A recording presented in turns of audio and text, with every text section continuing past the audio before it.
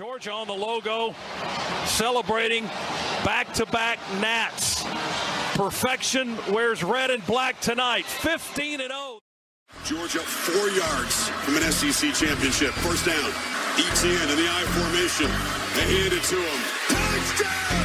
Georgia SEC champions! Sigue Ringo, corta dentro, Ringo, touchdown! Georgia! Flea flicker to get the night started. Downfield looking for Godwin, into his hands, and guess which dogs are barking first? Uga, get after it! Sonny Michel will send the dogs home to the championship game! And Bobo throws that thing in the end zone, and yes! Touchdown! Touchdown in the goal line! Georgia Bulldogs bludgeon their way to back-to-back. Glory, glory. Georgia, as the fight song says. This is our love for each other. 1 + 1 = what? 3. We are better together and we are connected. This is Robert Iron E. Singleton, a.k.a. D-Dog from The Walking Dead, or Alton from The Blind Side, and you are watching Respect the Hedges on the Fan Addict Sports Network. All right, guys, go dogs, sick 'em. What's going on, Respect the Hedges family and Dog Nation? It's your boy Coach I checking in just in the beginning here. Then we're gonna turn it over to one of our guys coming up. Welcome in. We're here for another episode of Respect the Hedges, a part of the Fan Addict Sports Network. As always, y'all know we're brought to you by the Tailgate Kings.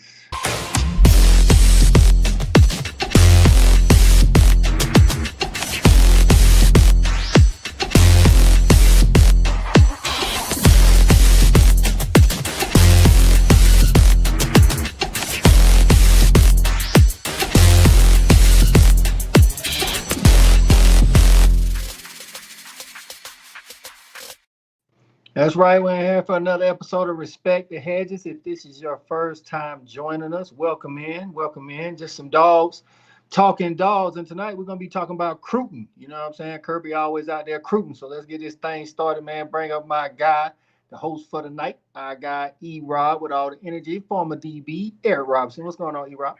Coach, what's happening, baby? Yes, I am. I was a double dog in Georgia, and I'm a double dog tonight. So I'm gonna be I'm a guest on the show, and I'm gonna be the host. So do not adjust your screens. It's just your boy E-Rob. Let's go on this ride. Let's do this. Let's go. Let's get it. Next up, man. Let's bring up another double dog, man. It's our guy, Shawty Parker. What's going on, Shawty? Gentlemen, what's happening? There you go. You got That's what I'm talking about. See, let's go. The season must be around the corner. You got the glasses out. Yeah, man. Feeling good, man. It's good always to be back in the building, man, with my boys, with my fellas. Let's go. Let's get it. Let's right, man. That's right. Let's bring up the coolest fan in the land. It is Cool Cal. What's going on, Cool Cal? Let's go. What it do. Football genius. Yes, and you know it. You know what I'm saying? You know it. I was wondering, Shawty, what you got on what you call it, like a parachute or something? What you got on, folks? Overall, folks. You know what I'm saying? You know, I'm okay. I thought you about to jump out of a plane or something over there, like DB Cooper. Y'all city boy, man. Oh, man. Let's bring up former wide receiver, another one of our partners, Corey Allen. What's going on, C8? Just working through some technical difficulty over here. Got to get the studio together, but I'm in the building, ready to get it cracking. That's right, man. That's right. We're here to talk. We always talking recruiting, man, because Kirby always out there recruiting, man. I'm gonna pass it over to my guy E-Rob and let him take it from here. Well, thank you, Coach. Thank you for passing that baton. So yes, again, don't adjust your screens. It's just your boy E-Rob trying to keep this thing between the lanes. So look, man. Welcome in, America. Welcome in, Dog Nation. We're going to talk about some things. There's a question that we're going to get to that's in the thumbnail about the top 5 recruits that Kirby has recruited. And I'm doing what they call in the business a bit of a tease. We're going to talk about that a little later. But there's something I do want to talk about Right now, we have a special guest that we're going to get to a little later, hopefully. He hasn't confirmed. I don't know if he's going to check in, but he's supposed to be here.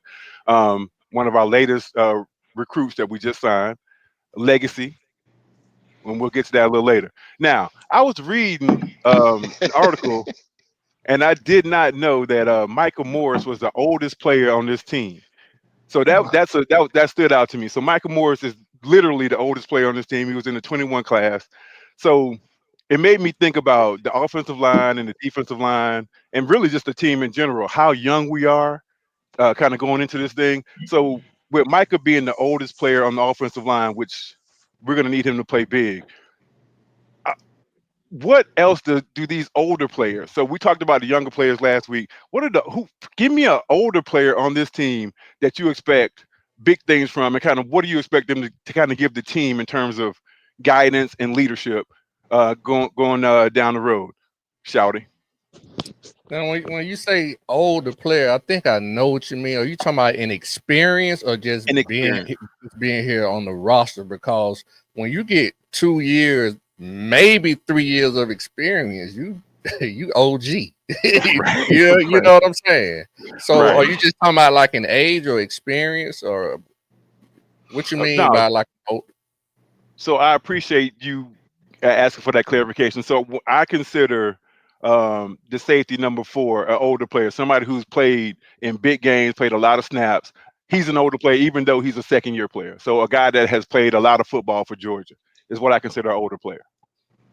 Well, I mean, if you're just gonna go off experience, I mean, of course, I'm gonna go with our linebacker, Mr. Allen. Okay. I mean, that's who I would go with. You know what I'm saying? Just to answer that question. I mean, he's gonna be that guy who's making the calls. He's the guy that he's the uncalled, unquestioned leader of this team for sure on defense. You know what I'm saying? So, I mean, I would have to say him. Okay.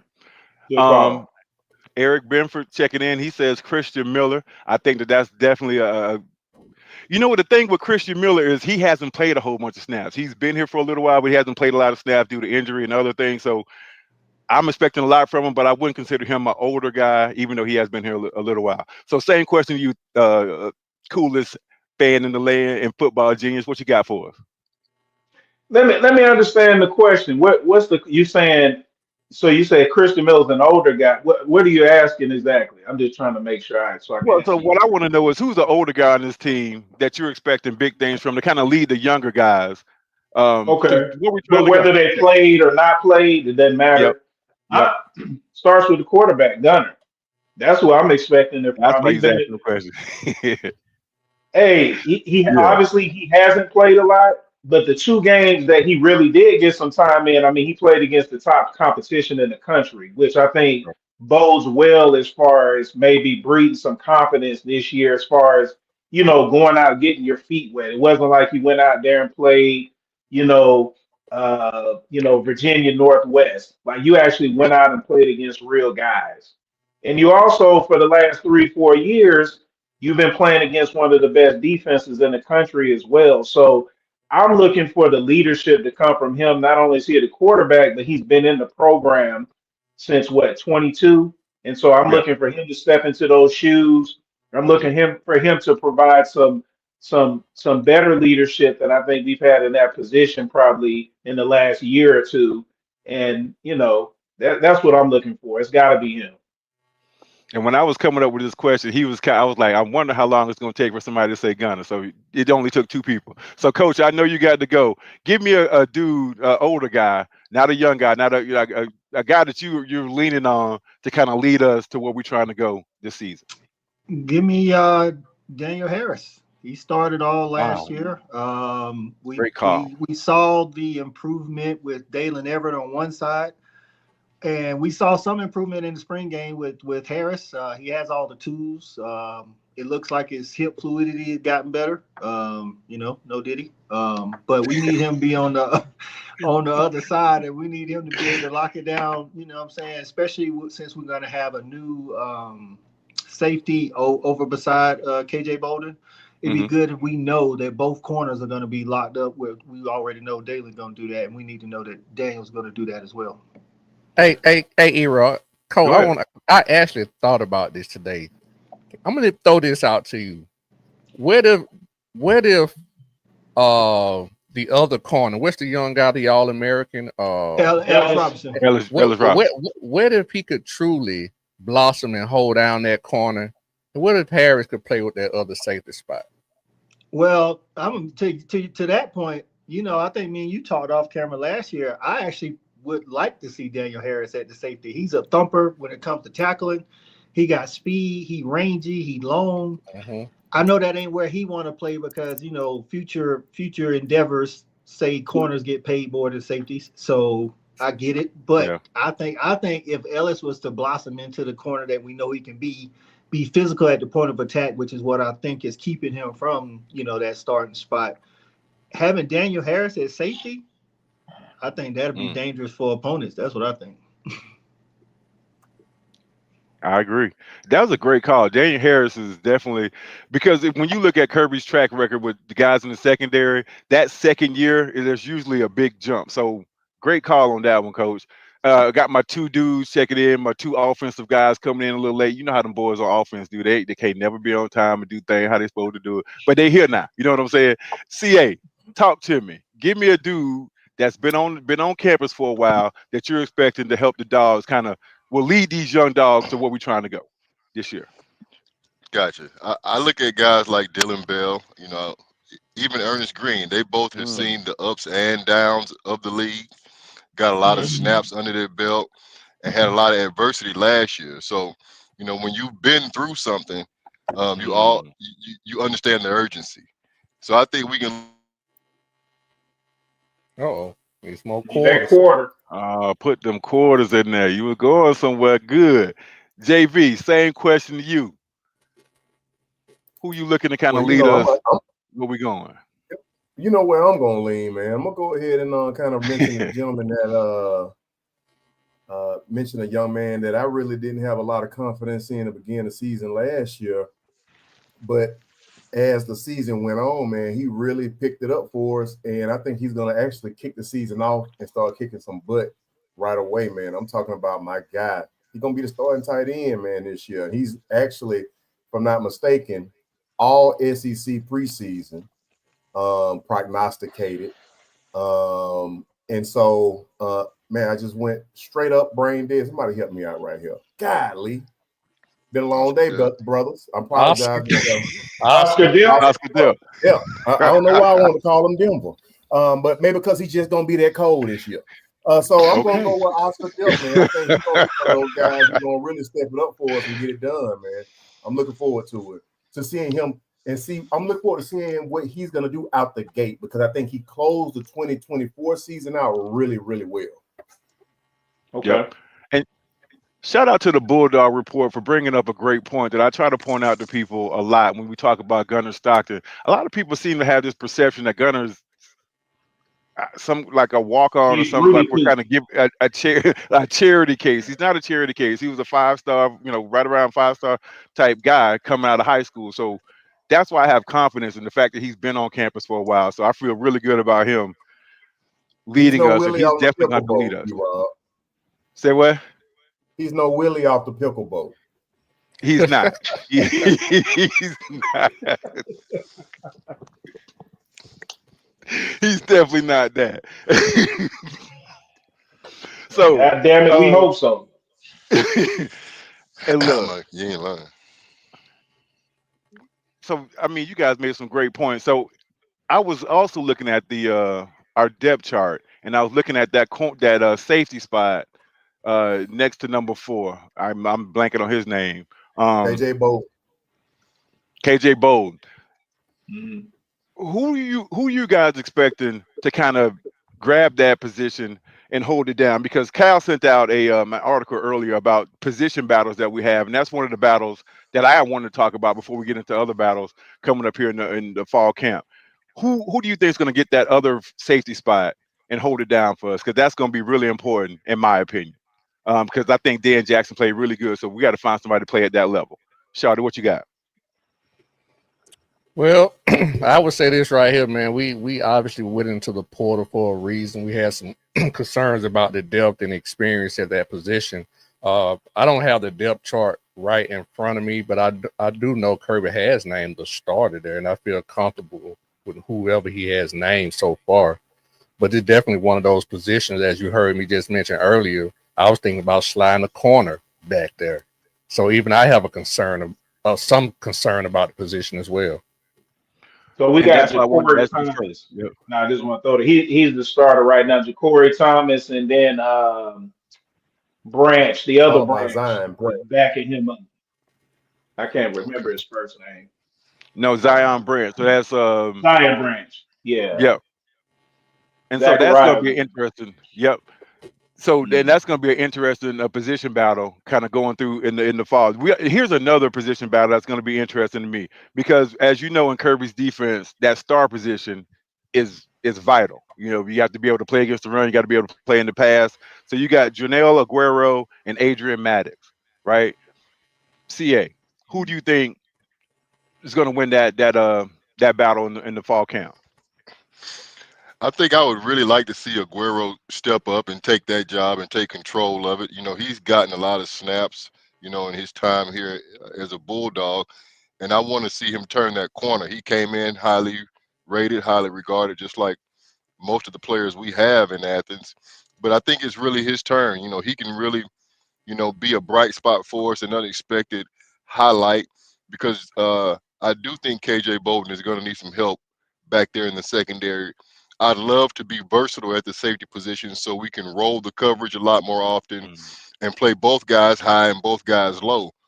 That way, the defenses don't necessarily, excuse me, the offenses don't necessarily have a clear read on the coverage we're in. So I'd love to see balance at that position. We got a lot of talent. We got a lot of guys with athleticism, just not proven enough. Aguero made some plays though. You know, he got a little bit of that Dan Jackson in him as far as he will run up there and sacrifice the body. So I kind of like that opposite KJ, who's a ball hawk and not afraid to hit himself. So I'm looking to see Aguero. You know, I know Ja'Cory is, you know, his name's been called, and I think it's his job to lose. But I like the competition at that position, and I think either guy can do it. But it is about results. You know what? I totally agree with you. I think Aguero is the guy. Can he stay healthy? Is going to be the question. Can he Mm. stay on the field? You got to be on the field to make the plays. You know what I mean? So now Mhm. I'm moving to the offensive line. So like I talked about Michael Morris. He's going to be the left guard. He's pretty much got that sewed up. Like I said, he's the oldest dude on the team. So I'm looking for him to provide leadership not only to the offensive line but to the whole team as a whole. So, but at the right guard, there are three guys battling it out. Cal, we got Daniel Calhoun, Michael Uni, and Juan Gaston. Juan Gaston is my guy. He's the guy that I think he's a huge human being. I just feel like he's going to be the guy. Who do you think is going to win that job? Because it's going to be vital for whoever wins that job to play well for us next year. Um, that's a good question. What was the first guy's name again? So you got Uh, Daniel Calhoun, Michael Uni, Calhoun. and Juan Mhm. Gaston. Yep. So I'm gonna say slightly probably Daniel Calhoun at this point. I know him and Michael Uni, they've been in the program for a year already, so I think that obviously gives them a leg up. But again, it goes back. I think, as each year goes by, we kind of forget what the guys did the previous years and how highly rated they came in. I love Warner Gaston as well. I was kind of shocked to see that they slid him down the guard. I thought he was either going to be a right tackle, left tackle. But those things can change, obviously, Right. over the course of development. So I know one of the things I've been hearing is he's got to get his weight under control because he's a monster kid, but you Mhm. still got to keep that weight under control. So I think it may need another year of development for Gaston before I think he kind of cracks the lineup.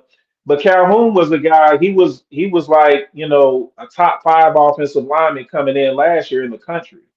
So we forget that those guys come in the 4 to 5 stars from the previous year because we get that new group in and we're so excited about them. But I think it's Calhoun's to lose. I look for him to start there, and hopefully he plays well. We gotta have some better trench play if we're gonna be in that national championship picture. There's no doubt. We talked about that ad nauseum, and we're going to talk about it for the rest of the year. The offensive line and defensive line are going to be the catalyst to taking us. If we're going to go to the deep water and deep into the season, it's going to be those two units. So I totally agree with you. Man, Bulldog Report is dropping some fire down there, man. He's dropping them so fast I can't even remember. But keep putting those comments out there. And listen, if you haven't done it already, hit that like button, subscribe, act like you know. This is the best dog show in the land. I actually Don't think even that's a she. say what? The Bulldog Report. I actually think that's a she. Oh, my bad. Well, whoever it is, she dropping dimes. Keep it coming. That's what I'm talking about. All right, so I got one more position battle for you, JV. What The you running got? back What you got? position. So we talk about the number 2 running back position. So Oh, before we okay. get into that, so we know who's going to be. No, we know who's going to That, be the starter. We know who's going to be the starter, right? It's going to be our guy from California, number 3. I'm a little Nate Prater. nervous with him. I think that he can run the ball, but he's really loose holding that ball. So, whoever that backup back is going to need to be ready to go and ready to kind of be secure with the ball. So, JV, we got for the number 2 running back position, we got Josh McCrary, Roderick Robinson, and Bo Walker. Bo Walker is a friend of the show. We know that. Love that young man. So Let's those are get the it, bro. 2. I've been hearing good things about Bo and Camp. So I'm looking forward to seeing what he can bring. But out of those 3, who do you think will get that second spot there at running back? You know, listen, man. I'm definitely room for my guy Bo, man. I'm hearing some great things out of him, but I honestly believe that the guy who's probably going to end up getting the most snaps at number 2 early in the season is going to be somebody who wasn't in that 3 that you named. I think it's going to probably be Cash Jones, man. Because Really? one thing I have felt and seen is that I love Roderick's size, but he's struggled to stay on the field. And so I think we'll get some early looks at him, but I think that we want to keep that bruiser back available all season. I think that Bo has put himself in a great position to get plenty of snaps this year, but I think Cash is on us. We know that Kirby has loyalty and loves those guys who knows what to do, who goes out there and they know what to do, and they do it 100% and 100 miles an hour. And that's Cash Jones, man. And he produces. So I'm looking forward to him splitting up a lot with Josh McCrary, because I think Josh McCrary came in and brought a lot of maturity into that room that we and playing time that we didn't have outside of Nate Frazier. Absolutely agree with everything you just said there. You kind of caught me off guard with the Cash Jones at running back 2. Caught me off guard with that. Hey man, look, Cash Jones has been in the program, and all Cash Jones does is make plays when they put him in the game. So I can't really hate on that. Doesn't look like the typical running back, but like I say, you put him in the game and make plays. I have another question. So when we're going into the season, we know that we're a young team. We know that we have a couple of guys. We have guys that have played a lot of football, but they're still young. When we talk about offense, defense, special teams, which side of the ball, which one of those 3 do you think are going to kind of be the driving force for this team this year? Because we've been led by our defense, we've been led by our offense in 2022. This year, how do you see this year playing out? What side is going to be the dominant side of the ball? What say you, Shouty? Me personally, I think I would prefer, if I had a preference, I would want it to be the defense. I want to get back to those days where we're keeping, teams under, 14 points a game. And if we're able to keep teams under 14 points a game, I just know from a roster standpoint and schematically, we're good enough on offense to score 25 to 30 points a game. And that's a recipe for success. So it's pretty simple. So for you want this to be a defensive-led team, much like the 21 team, and just kind of smother people. Yeah, I ain't got no problem with that. I think that's where we, at this particular point, with the way the roster is set up, we're going to always be defensive heavy and defensive led, defensive driven. I think we're going to always have, from an athletic standpoint, our best athletes are going to be on defense. So our team literally takes the personality of our head coach. You know what I'm saying? Kind of how our host on turned this into a defensive show. I see what you're doing tonight. Hey man, you said defense. I said you could pick 1, 2, or 3. You had 3 options. You chose defense, so don't put that on me. CA, I just read an article. We got of the top 10 receivers coming out this year in Georgia. We have 4 of them committed to come to Georgia next year, out of the state of Georgia. So I think that that's big. So that makes me feel like, contrary to what Shawty just said, feel like the offense is kind of we on the come up on the offensive side of the ball. So what say you? What side of the ball is going to lead us this year? Come on, E, you know what you're doing, man. The defense gonna lead us, man. We got all these veterans at the linebacker.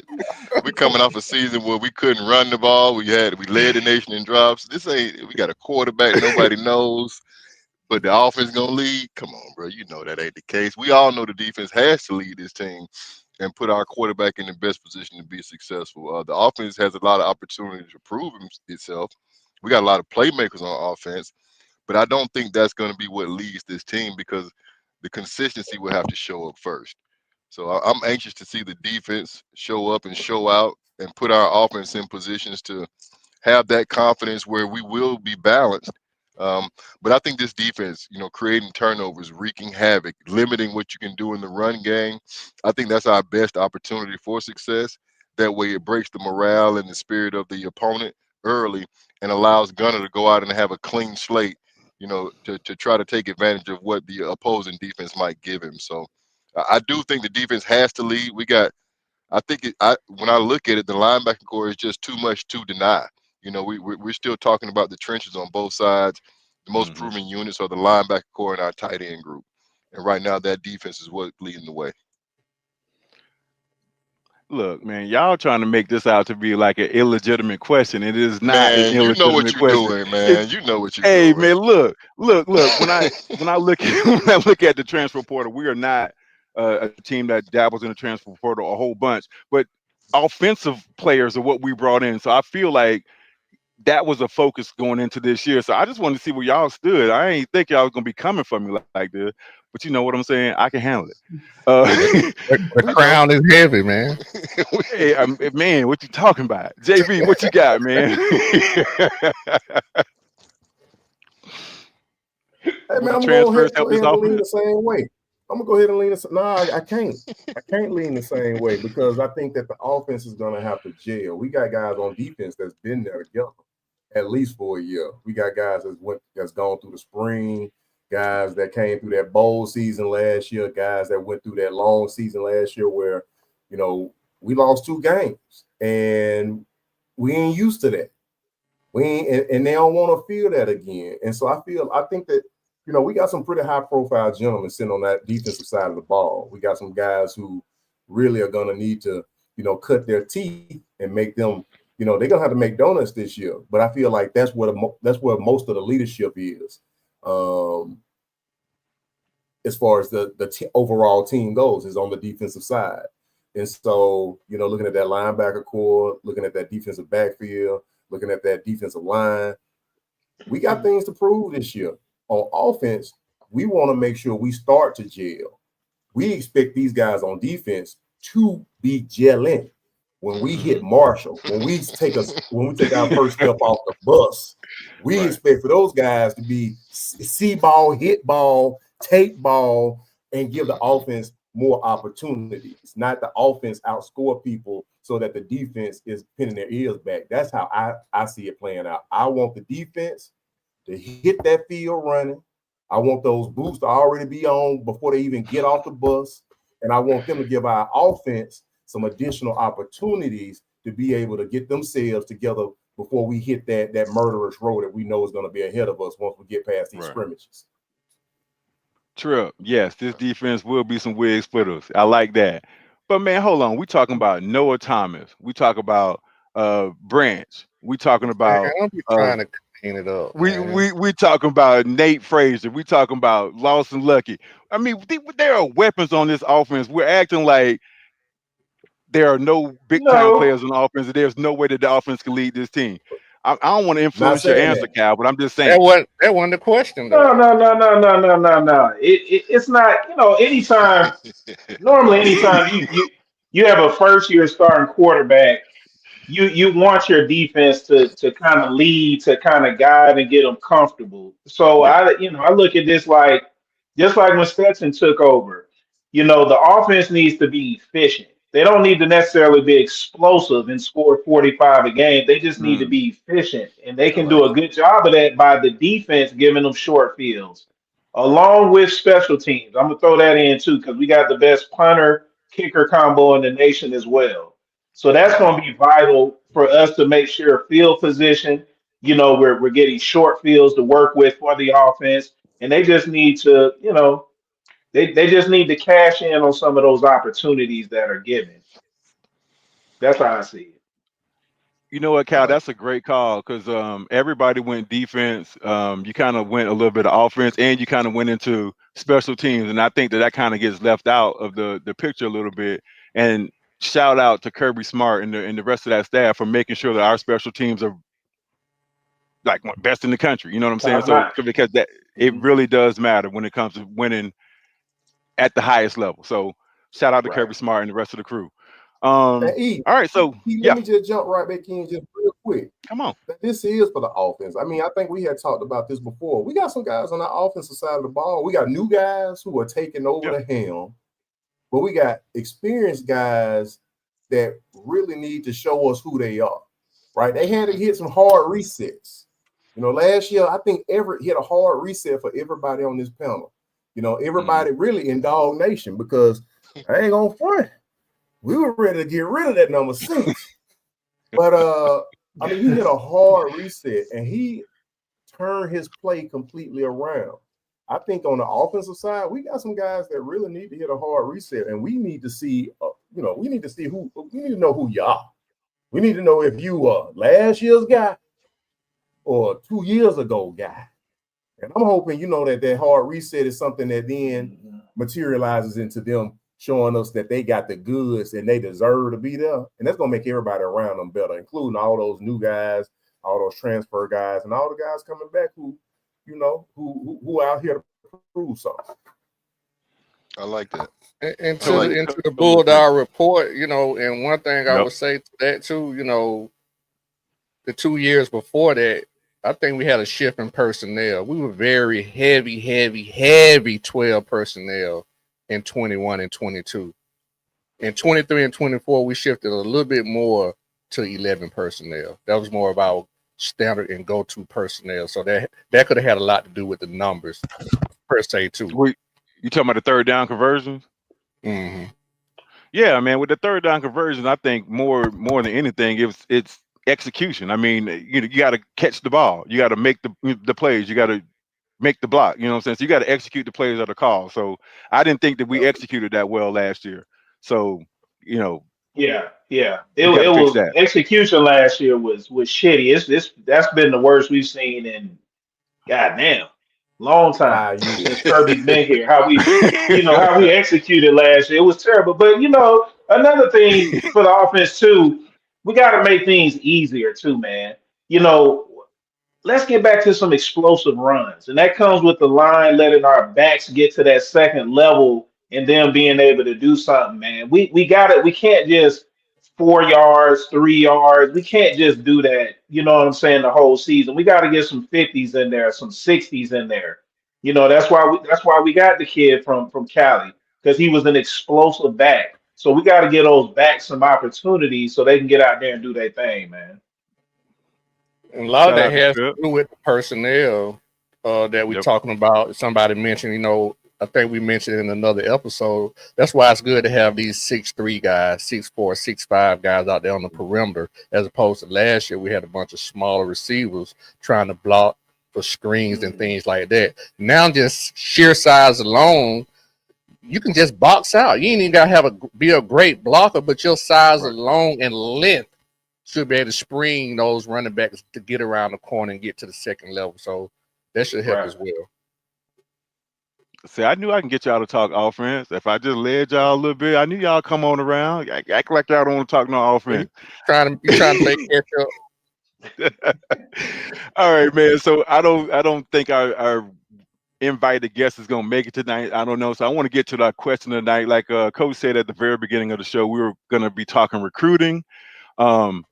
Kirby, I think this is his 10th year, and every year except for the first year, we've been in the top 3 in recruiting. So we brought in boatloads of talent throughout these last 10 years. The question to the panel, the question to everybody out in Dog Nation watching us right now, the question is, name Kirby Smart's top 5 recruits since he has been here at the University of Georgia.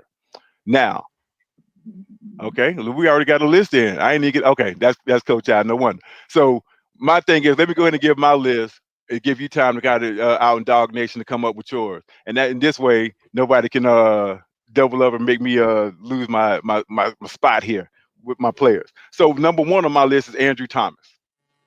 I don't know if he's on anybody else's list, but he's the first big-time offensive lineman that Kirby brought in. I believe he started as a true freshman. Damn. That's why I wanted to go first, Kyle. Exactly. He started as a true freshman. I don't know that we've had anyone else start as a true freshman and kind of play all the way through. First-round draft pick, kind of started that whole Georgia front wall of red. So definitely Andrew Thomas. Second is Sony Michel. Sony Michel, for me, was huge. He came in with Nick Chubb, but he was the higher rated player, and he came in from IMG, and it kind of opened up that gateway to IMG, and we've been getting players from there. Real quick, I hate to cut you off. I don't think he was a Kirby recruit though. He wasn't? I think he was already there. Sony and Chubb was already there. Well, shit. So that messed my list up then. My bad, brother. I just got to keep the facts the facts. I thought he was a Kirby recruit too, though. I thought he was a Kirby recruit. No, because you remember we went to the national championship his second year. Those guys was like seniors already. Remember we played Bama for the national championship? They were seniors. They won a team when we played against North Carolina. Might be right. First year.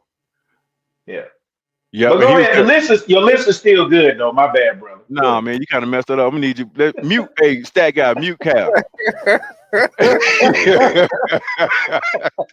Hey, third on my list, I got Brock Bowers. Of course, I knew you would love that, JV. I know he's on your list. He's probably number 1, but Brock Bowers, he's probably one of the best players to ever come through the University of Georgia. And then next, I have Jordan Davis. I know a lot of people might think it's Jalen Carter, but here's the reason why it's Jordan Davis. He came in and he didn't start as a freshman, but about 3 or 4 games in, they put him in, and all of a sudden we started stopping the run.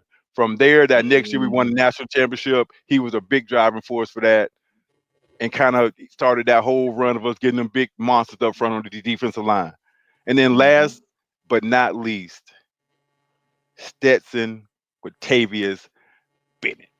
We had to go recruit him for the second time to bring Stetson in to have the fourth. I don't even know what they saw and what the reason was why they was bringing him back, but they brought him back, and as a result, it took 3 or 4 years later, back-to-back national championships. So Stetson was a great recruit for Kirby, even though he recruited him from junior college like the second time. So that's my list. Shouty, what you got? Top 5 recruits. Man, it's a good chance that most of us gonna probably have a lot of the same guys, man. You know, but with that being said, you know, Kirby has recruited a lot of, you know, great players, man. But I don't have them listed in any order. But just coming off the top, I would definitely have to say, you know, Stetson Bennett, back-to-back national championship quarterback. Champion quarterback. I mean, arguably has the greatest story of any Georgia player in history. You know what I'm saying? So, and he's rated up there with some of the greatest players in history. So, obviously, Stetson Bennett would be one for me when you're talking about recruits. And I'm gonna go with 2 of the guys you also have already mentioned. I think they'll probably, when you're talking about part of the greatest duos as defensive linemen. I think about Marcus Stroud and Richard Seymour when we had those 2 guys down there, but Jalen Carter and Jordan Davis. I mean, bro, again, to your point, that kind of having them there at the same time, that 3-4 year stretch where we had the both of them, that kind of solidified us as a defensive front monster pipeline kind of school. As long as they were here, we were considered to have the best defensive front in football. And that's just something that just doesn't come along every year. You know what I'm saying? All the time. So that particular impact those two guys had I call them a combo, you know, that they had as a combo. You know, so that's 3. Then I'm gonna say, of course, this guy here argued, well, he is the greatest tight end in UGA history, but you know, he's up there in all time. I mean, Brock Bowers, another guy that just came in and redefined the position or redefined what we thought greatness was. Because once again, we always say there was a level to this. Randy McMichael, shout out to a teammate of mine. He was at one time considered the greatest. And by numbers he was. And he was a hell of a tight end. But Brock Bowers came in and redefined it. And now it's like, when are we gonna ever see another Brock Bowers? So, you know, So, you know, Brock Bowers made the list. Is that 4 or 5? That's 5? That's 4. That's 4, I think. One more. I go back to the linebacker position. It was no Kobe Dean. Kobe Dean was a Kirby Smart recruit, right? Yeah. Again, what he did for us was crazy, being somewhat undersized at that position. But still being the leader in bell cow, winning national championship accolades, whatever he did. That was another great recruit. Again, his name will ring in the halls of UGA history as well, and Kobe Dean. So that's my 5. That's a good list. JV, give me your top 5 Kirby recruits. Oh man, mix it up a little bit too. Don't let it all be tight ends. Nope. I'm gonna do what I'm gonna do, and I'm gonna have to just take one note from the book of Shouting, who put in a combo, because I had 2 guys written down that I feel like were on the Mount Rushmore of Kirby recruits for the same reason. For their leadership qualities. It's just something about when you have a coach leading your young men, right? It's just something about that. But then when you have players that are respected, players that hold and can hold their other compadres, their other players on the team accountable, and when they push their teammates on the field while they are actually in the battle, that's something else, man. And I think that Shawty named Kobe Dean, but Nolan Smith, those 2 guys, to me, I don't know which one was more, which one was heavier in the leadership department, but both of those guys demanded that their teams came to play, demanded that guys who lined up next to them did their jobs. And they not only demanded that thing, man, they actually went out there and they showed it. They played like it. They lived it. They breathed it. So those 2 guys, for that reason, I feel like 1A, 1B, they were probably some of his greatest recruits, period, because I feel like they also drew some greatness out of some of the other guys who we already call great, like a Jalen Carter or, you know, Big 99. And so for that reason, I picked them as a combo. Of course, I got to pick Stetson Bennett, man. I think we're going to have a lot of retread here. You can't tell the UGA championship story without talking about the story of Stetson Bennett, which is going to eventually be a Disney classic Hall of Fame movie. And then I have to jump to my boy Brock Bowers, who, you know, I'm just going to go ahead and say, man, I think I might have called that thing out a long time ago when I first saw him touch the field and said he ain't going to ever give that position up.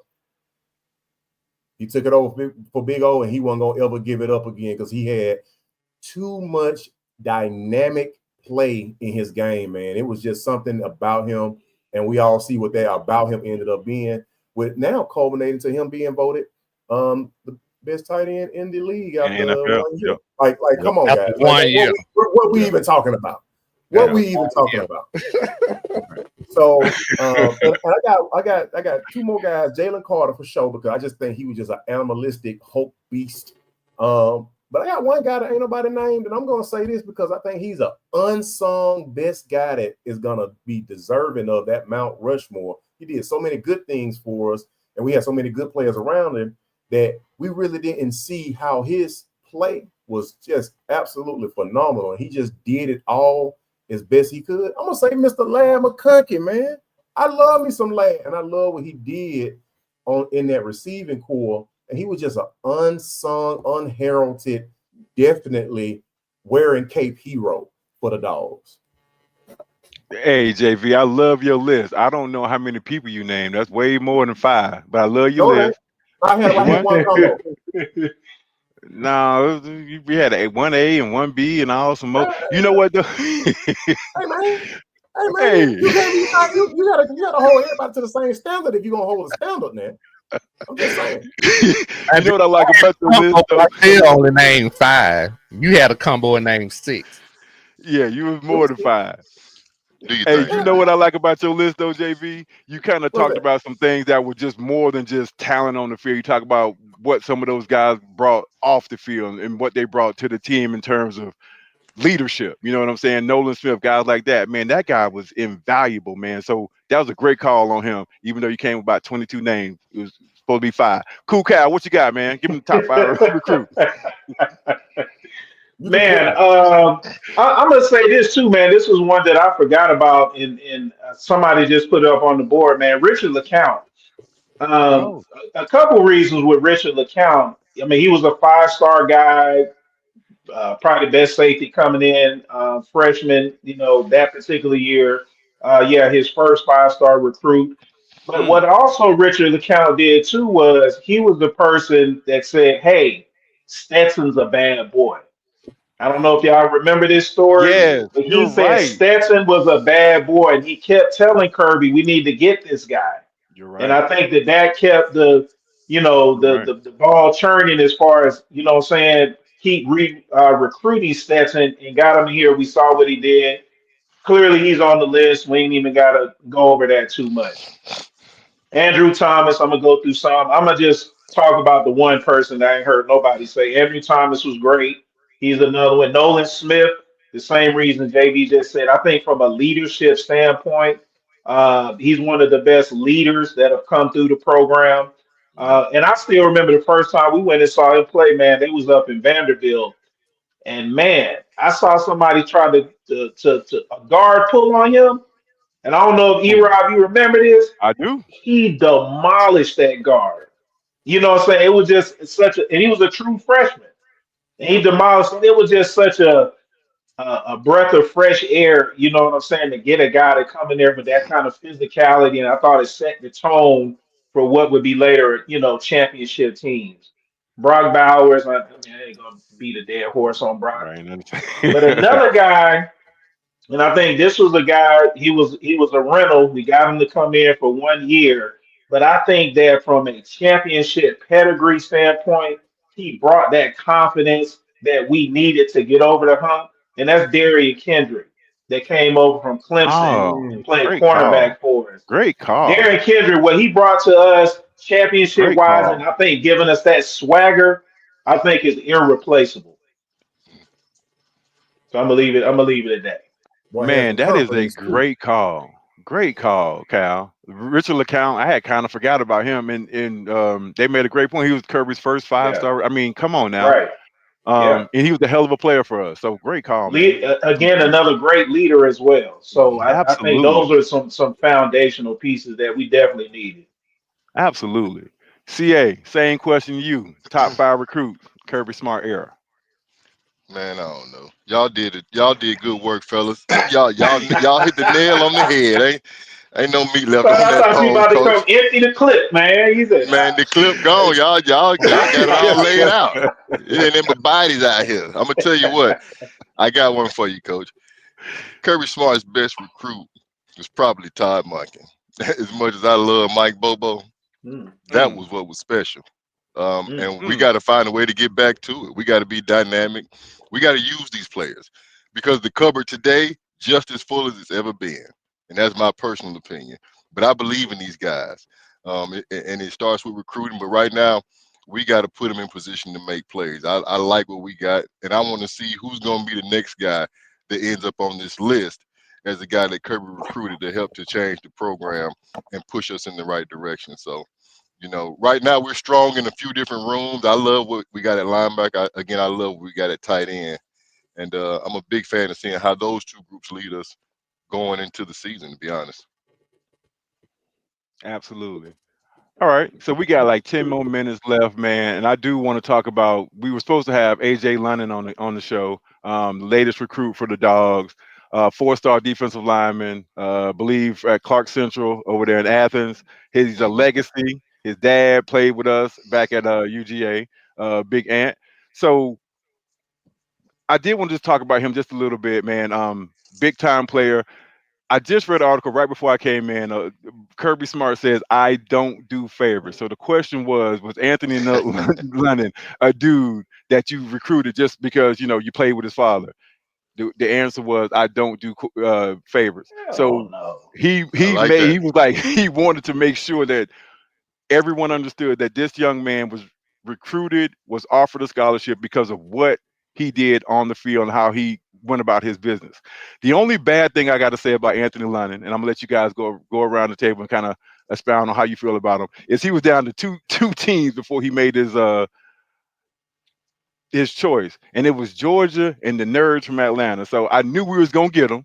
But I just, I can't even believe he let that be public that he was even considering them damn nerds. So that's all I'm gonna say about that. CCA legacy recruit, big time player at a premium position. I wanted him to come on to tell us about what Georgia's plan was going to be for him once he got on campus.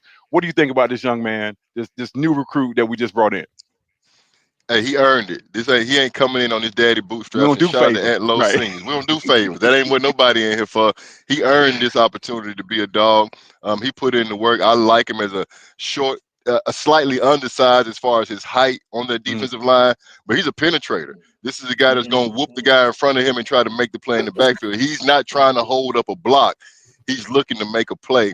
And I like his yep, center of gravity. He plays low, yep, but he's extremely strong in that lower body.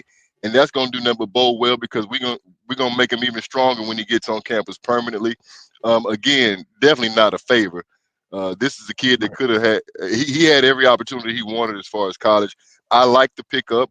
I'm excited about it. It is a position of need, and when you bring in a legacy, you bring in a lot because those guys understand the right, expectation, but they also right, chose to be on this stage, and that's why I salute those guys. When you look at the lucky kid situation, when you look at Drew Bobo, he knows what he's getting into. And hmm Anthony London Jr. is no different. He understands what he's walking into, the legacy, the expectation. And if you're ready to step into that spotlight, and if you can take that heat, then I'm gonna root for you. And I think this kid is already. built for this task. Both mom and dad are exceptional. So, he comes from the appropriate stock, and I look to see that stock be productive. I absolutely agree. Football genius. This is your specialty. Yep. This is your area of expertise. I got a Talk chance to to see us. some film on the young fella, and he definitely has some get off. He can get off the and he's a disruptor. For So, sure. Mm-hmm. what do you think about this pickup? No. I think it's a great pickup. I actually think it's kind of a joke to actually even throw that out there. Like we just throwing out scholarships just because I played with a guy. That's That's what a I. goddamn joke. I can't even That's what believe I thought. that's a question or we would even need to answer that. No, he's a big time player. He's one of the top players in the state. And just what CA just said, man, he's a penetrator. He's gonna beat the man up in front of you. Man, I tell you, whoever the listeners we got, y'all own it. They Everything that I killing be it, wanting man. to say, that's exactly what I see for him. Yeah, I see him putting on some weight, and I see him being a potential Christian Miller type of talent, type of guy. Once he gets up to about 285, maybe 290, I see him being that type of guy with that type of potential. I love it. I think it's a great pickup. I think it's somebody that we can get in the program and look to develop and look for, after his second year, for somebody to be a yeah. major force with us. Agreeing. And I'm a big fan of legacies, especially here at the University of Georgia, because I think CA mentioned it. They kind of know what the expectation is. They know what we're looking for, how we go about our business. So I'm big and happy about he is a legacy, and I know that his father's going to be right there, kind of making sure he does the right thing. JV, what say you about this young man? Hey, listen, man, I ain't gonna again beat the dead horse on it, but man, I came into UGA, had Aunt Low in the tight end room with Yeah, myself, that's my right. mother high-profile gentleman. Man, you know, over the years, I've always respected Angelo. I respected how he went about his business. I respected how he raised and went about being a father and a man to his family. And I know this young man comes from some extremely good stock. You know what I'm saying? When you and make no mistake, guys, when you're going through these camps and when you're playing these high school games, they don't give you rankings based off who your dad and your mama is. Right. You know what I'm saying? You don't go out and make plays. Ain't nobody let him sack the quarterback because his daddy was Aunt Lonnie, Aunt Lonnie, the homie. And this guy went out there and earned his shake at life. And I'm gonna say this too. I know what it's like, guys, to have two teams that have it boiled down to two Georgia teams because, you know, hey, look, it kind of boiled down to me the same way. And I made a great decision just like this young man did. Having him on campus is well, you know, having we love you. Go ahead.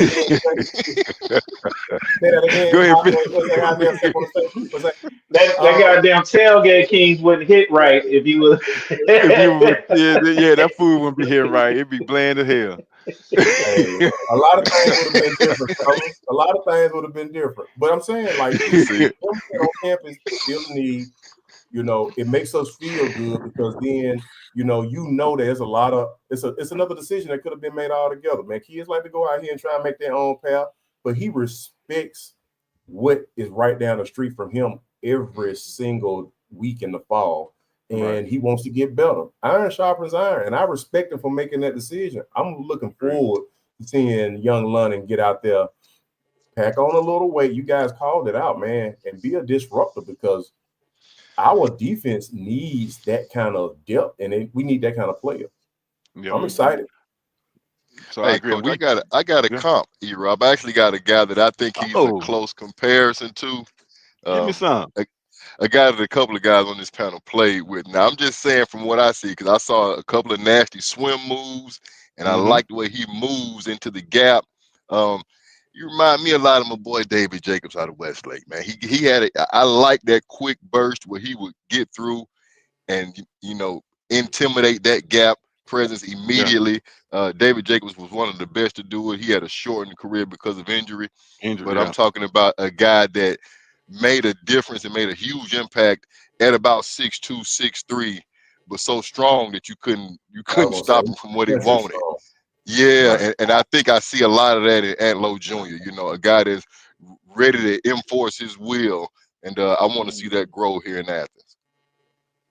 Man, great call. So the last person is going to be Shouty to talk about this young man. I wanted to let Shouty go last because he's actually met the young man, had a chance to kind of chop it up with him a little bit. So Shouty, I mean, like, we know who Antlo is, so we got a good idea of kind of who this young man is as a person. We know what kind of player he is. Tell us what you know about this young man. Well, I'm gonna say this right here, man.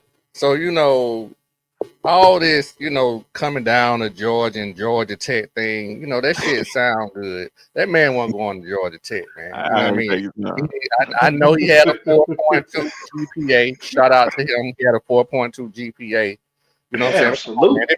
This man, mom got 2 degrees from Georgia. His dad went to Georgia, got a degree from Georgia. This man went. He stayed in Clark County. Went. This man went there to Georgia Tech, man. You know what I'm saying? Matter of fact, his dad said that at the podium. So, you know what I'm saying? So, with all that being said, you know, I kind of hate CA, man, because, you know, I thought I was going to be the only one that was going to do a comp. He kind of slid in right before my little junction to speak and kind of stole that little moment. But I'm glad he didn't see the person who I said. I actually think, man, I'm going to tell you what, man, he's about 6'1" right now. He's about 265. I like to see him mature into that, you know, 285, 290-pound range. But I got 2 players he kind of put me in the mind of, because his first 2 steps are so quick, man. Like, the way he shoot between gaps and things, he kind of I'm going to tell you what, it's a guy that we played with. Actually, we all kind of played with at some point in time. But he's a mix of 2 guys with me. From a quickness standpoint, and a power standpoint.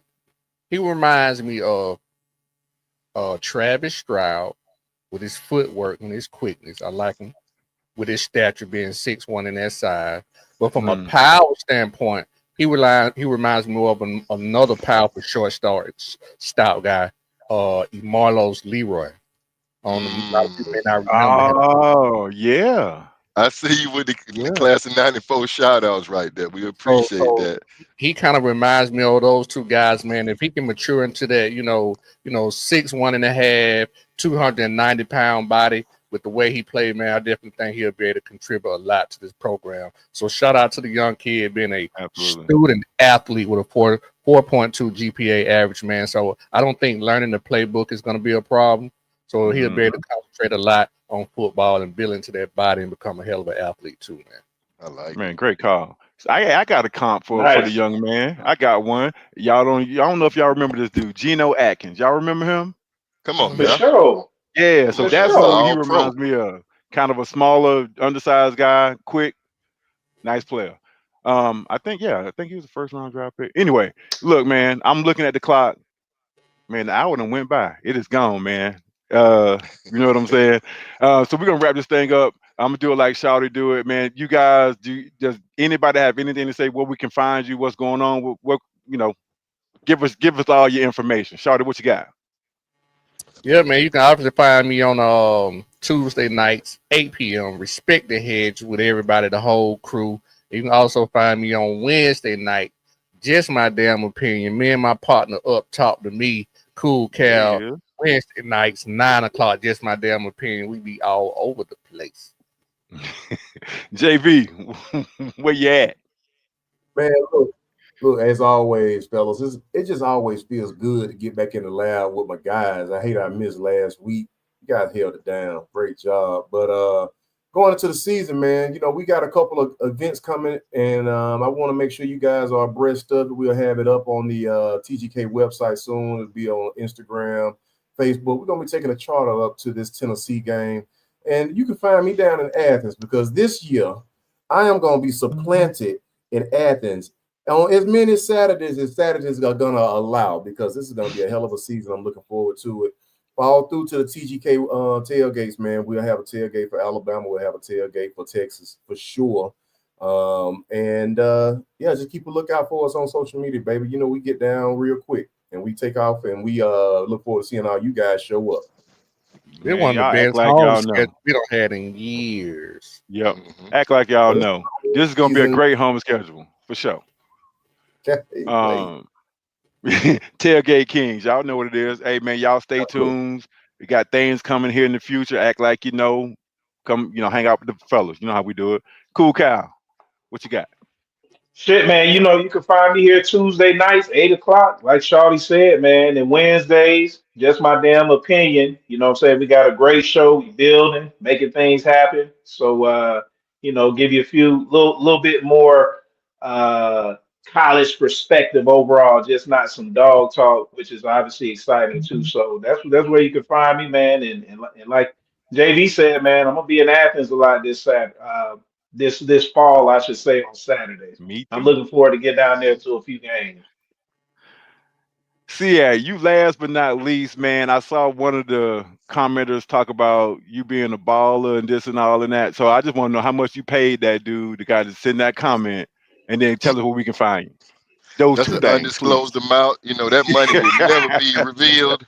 Everybody get a different number. Everything ain't for everybody. No, man, you can find me right here, man. Respect these hedges, but you can also, Tailgate Kings, definitely be putting it down in Athens for the home games. You can slide by Morris Hall. Shout out to that Morris Hall tailgate. Shout out to my Bulldog Bourbon Club members. You're always more than welcome to come by. I think we're gonna do some live streaming from these tailgates this year. Get these fans involved, and if you got something to say, come check us out, man. Go Dogs. Let's go. Man, with that being said, you know where to find me every Tuesday. Respect these damn hedges. I'm here with my brothers. We doing what we do. And we done. Go Dogs. Look, you fell